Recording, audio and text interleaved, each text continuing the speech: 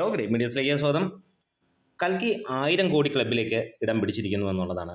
സമീപകാലത്ത് ഇറങ്ങിയതിൽ വെച്ച് ഏറ്റവും വലിയ വിജയമായി മാറുകയാണ് കൽക്കി. ആദ്യം ഒരുപാട് ഡീഗ്രേഡ് ചെയ്യാൻ ശ്രമിച്ചവർക്കുള്ള ചുട്ട മറുപടി എന്ന് തന്നെ പറയാം. സിനിമ 1000-ൽ നിൽക്കില്ല എന്നുള്ളത് തന്നെയാണ്. ഉയർന്നുകൊണ്ട് തന്നെ ഇരിക്കുന്നു സിനിമയുടെ കളക്ഷൻ. ദുൽഖർ ഈ സിനിമ കേരളത്തിൽ വിതരണത്തിന് ഏറ്റെടുത്തിരുന്നു. വെറും 6 കോടിക്കാണ് സിനിമ ഏറ്റെടുത്തിരുന്നതാണെങ്കിൽ ഇന്ന് 17 ദിവസം കൊണ്ട് ഗംഭീരമാണ് കേരള കളക്ഷൻ. ഇന്ന് ശനിയാഴ്ച കളക്ഷൻ നമുക്ക് എക്സ്പെക്റ്റ് ചെയ്യുന്നത് ഏകദേശം 1 കോടിക്ക് മുകളിലായിരിക്കുമെന്നുള്ളതാണ്. ഉച്ചവരെയുള്ള റിപ്പോർട്ടുകൾ ഇതുവരെ നൽകുന്നത് 46 ലക്ഷത്തോളം രൂപയാണ് സിനിമ ഇതുവരെ നേടിയത് എന്നുള്ളതാണ്.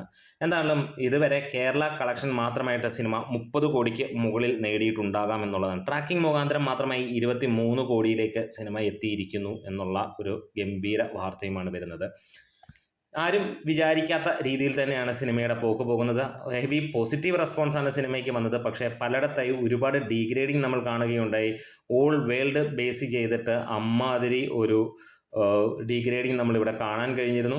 ആ ഒരു ഡീഗ്രേഡിങ്ങിനകത്തിൽ നിന്ന് അവരെയൊക്കെ ഓടിച്ചുകൊണ്ട് 1000 കോടി എന്നുള്ളത്, ഒരിക്കലും ഈ സിനിമ 1000 കോടി എത്തില്ല എന്ന് പ്രതീക്ഷിച്ചവർക്ക് 1000 അല്ല, ഒരു പക്ഷേ 1300 കോടിക്ക് മുകളിലേക്ക് എത്തുമെന്നുള്ള ഒരു രീതിയിലാണ് സിനിമ മുന്നോട്ട് പോയിക്കൊണ്ടിരിക്കുന്നത്. അതുപോലെ തന്നെ ഒരു രക്ഷയും ഇല്ലാതെ തന്നെയാണ് ശനി ഞായർ വേൾഡ് വൈഡ് സിനിമയുടെ കളക്ഷൻ പോകുന്നതും. ഇവിടെ ദുൽഖറിന് മറ്റൊരു ഗംഭീര വാർത്ത, അല്ലെങ്കിൽ ദുൽഖറിനെ കുറിച്ച് മറ്റൊരു ഗംഭീര വാർത്തകൾ കൂടെ. ഹിന്ദിയിലും തെലുങ്കിലുമൊക്കെ മികച്ച നടനുള്ള അവാർഡ് നേടിയിരിക്കുന്നു. ഇതേപോലെയുള്ള വമ്പൻ സിനിമകളിൽ ദുൽഖർ വരുമ്പോൾ അവിടെയുള്ള പ്രേക്ഷകർക്കും അത് വലിയ മതിപ്പ് തന്നെയാണ്. കൽക്കി എന്ന സിനിമയിൽ ചെറിയ വേഷത്തിലാണ് ദുൽഖർ എത്തിയെങ്കിലും സൗത്ത് ഇന്ത്യയും നോർത്ത് ഇന്ത്യ അടക്കം എല്ലാവരും ഒരേ രീതിയിൽ വാഴ്ത്തുന്നു ദുൽഖറിൻ്റെ പ്രകടനത്തെ. കൽക്കി 2-ൽ ദുൽഖറിന് മികച്ച വേഷം, കൂടുതൽ പ്രാധാന്യമുള്ള വേഷമുണ്ട് എന്നുള്ളത് അണിയറ പ്രവർത്തകർ തന്നെ ഉറപ്പിച്ച കാര്യവുമാണ്.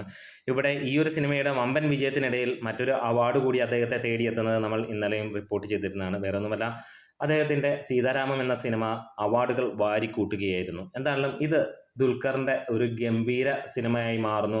ദുൽഖറിന് ചരിത്ര നേട്ടമായി മാറുന്നു. 1000 കോടി ക്ലബ്ബ് സിനിമയിൽ ഒരു പങ്കാളിയാകാൻ കഴിയുന്ന, അതിലുമുപരി കേരളത്തിൽ വിതരണത്തിനേറ്റ് വമ്പൻ വിജയമായി മാറുന്നതും, ഒപ്പം തെലുങ്കിൽ പ്രഭാസിനെ പോലെയുള്ളതും ജൂനിയർ NTRനെ പോലെയുമൊക്കെയുള്ള അവരുടെ താരങ്ങൾക്ക് മുന്നിൽ നിന്ന് മികച്ച നടൻ്റെ പേര് നേടിയെടുക്കുന്നതും. നമ്മുടെ വീഡിയോസ് ഇഷ്ടമെങ്കിലും സപ്പോർട്ട് ചെയ്യണം. Green medias.